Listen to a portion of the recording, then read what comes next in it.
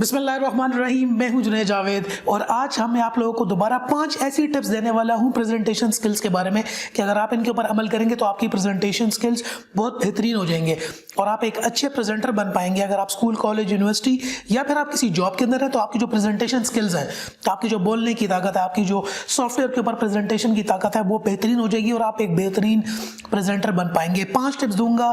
पहली टिप है practice naturally. अगर आप नेचुरल प्रैक्टिस करेंगे ना, practice makes a man perfect. आपकी जो प्रेजेंटेशन है आपने तैयार कर लिया, आपने पावर पॉइंट के ऊपर पूरी प्रेजेंटेशन बना ली है।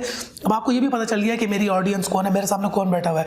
टीचर्स बैठे हुए हैं, स्टूडेंट्स बैठे हुए हैं, किस डिपार्टमेंट के बैठे हुए हैं, कोई सेल्स की टीम बैठी हुई है, कोई एचआर की टीम बैठी हुई है, कौन बैठा हुआ कौन है। आपको आपके ऑडियंस का पता चल गया, आपने प्रेजेंटेशन तैयार कर ली, आपका पूरा सॉफ्टवेयर स्किल्स आपके अच्छे थे, आपने पावर पॉइंट बना ली, अब आपने उसको प्रैक्टिस करना है। आपने शीशे के सामने खड़े होने और उसको प्रैक्टिस करना है। पहली टिप ये है, जब तक आप जितनी प्रैक्टिस करेंगे आप, उतनी आपकी बेहतरी आती रहेगी।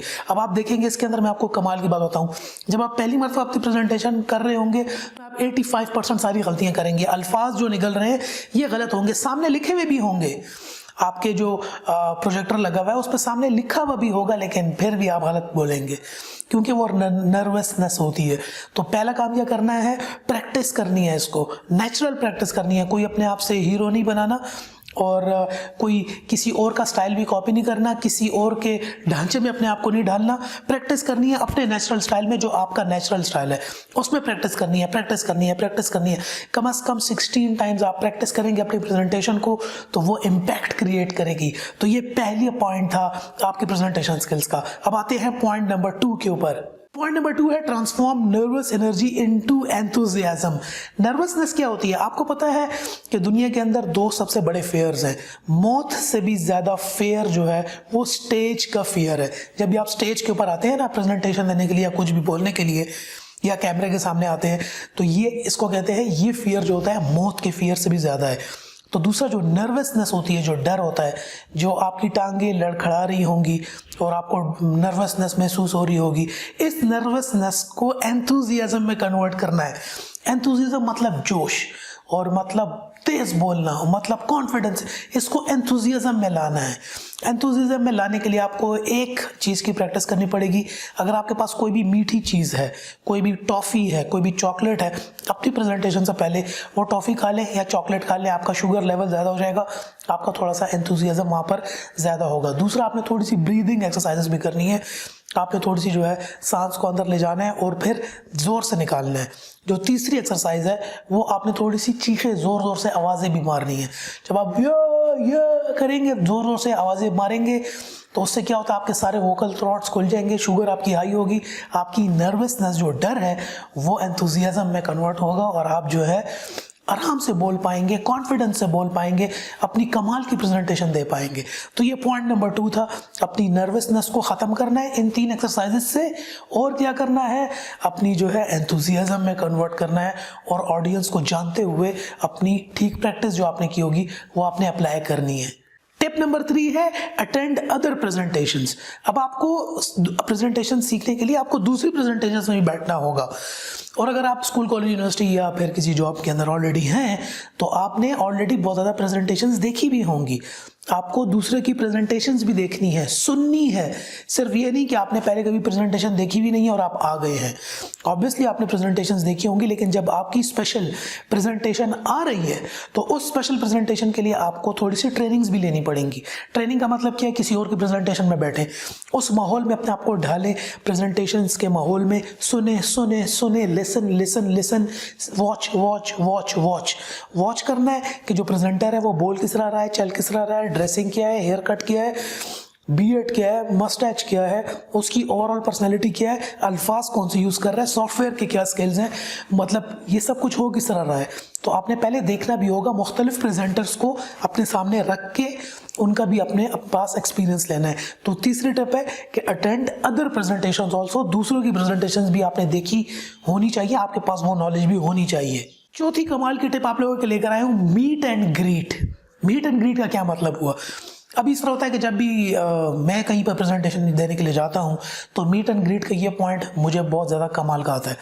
मैं किसी भी नई जगह पर प्रेजेंटेशन देने गया हूँ या लेक्चर देने गया हूँ, तो वहाँ पे सारे नए लोग हैं, अब मेरे लिए वो सराउंडिंग्स जो है उनके साथ मैं मीट एंड ग्रीट करता हूँ। वो नए लोग थे, जब नए लोगों के सामने इंसान का वैसे ही डर होता है, तो जब आपका नए लोगों के सामने डर है तो पहले ही जाके मीट एंड ग्रीट कर ले। मीट एंड ग्रीट का क्या मतलब कि मैं गया और मैंने उनको कहा कि अस्सलाम वालेकुम, उनसे मैंने हाथ मिलाया, उनसे मैंने थोड़ी सी डिस्कशन की, अपने आप को इंट्रोड्यूस किया, उनसे थोड़ा सा इंट्रोडक्शन लिया, थोड़ा सा उनके साथ कंफर्टेबल हो गया, उनको थोड़ा सा जान लिया, अपने बारे में बता दिया।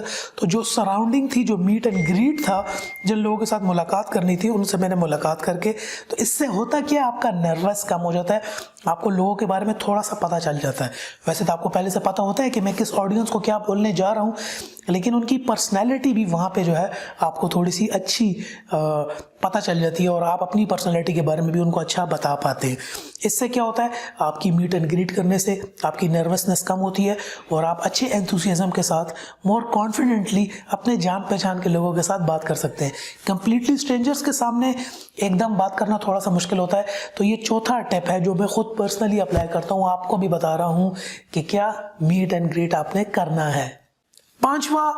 पांचवा और आखिरी टिप आप लोगों को बताने जा रहा हूं कि रिमेंबर, याद रखना है आपने, remember most audience are sympathetic. जी हाँ, अब देखें ज़्यादातर डर क्या होता है जब भी आप प्रेजेंटेशन दे रहे हैं, चाहे आप अपने क्लास फेलोज को भी प्रेजेंटेशन दे रहे हो या अपने कॉलीग्स को, मतलब जॉब के अंदर हैं तो कॉलीग्स के अंदर को आप प्रेजेंटेशन दे रहे हैं ना, तो हो सकता है मोस्ट केसेस के अंदर जो मोस्ट ऑडियंस होती है वो सिंपैथेटिक होती है। अब आपको तो पता है कि यार मेरी क्लास के अंदर ये 4 या 5 बंदे या मेरे कॉलीग्स में ये 4 या 5 बंदे नॉटी हैं, ये मुझे तंग करेंगे या हॉन्ट करेंगे या फिर बुली करेंगे या फिर मुझ पे कोई आवाज़ें कसेंगे या कोई ना कोई मेरा मजाक उड़ाने की कोशिश करेंगे या मुझे हंसाने की या मुझे डराने की या मुझे तंग करने की कोशिश करेंगे। लेकिन आपको अपने माइंड में ये रखना है कि मोस्ट ऑडियंस जो होती है किसी भी कम्युनिटी में, मतलब अगर एक हॉल के अंदर 100 बंदे हैं तो उसमें से 95 बंदे जो होंगे वो सिंपैथेटिक होंगे, वो आपको सुनना चाहेंगे। वो ये नहीं चाहेंगे कि आपकी जो है आप स्टेज के ऊपर घबराएं या आप सही परफॉर्म ना कर पाएं। 95% लोग इस माइंडसेट के साथ बैठे होते हैं कि हमने आराम से सुनना है और हमने आराम से देखना है। उसमें से 45% लोग ऐसे होते हैं जिन्होंने जो कंफर्म होते हैं कि हमने इससे कुछ सीखना भी है।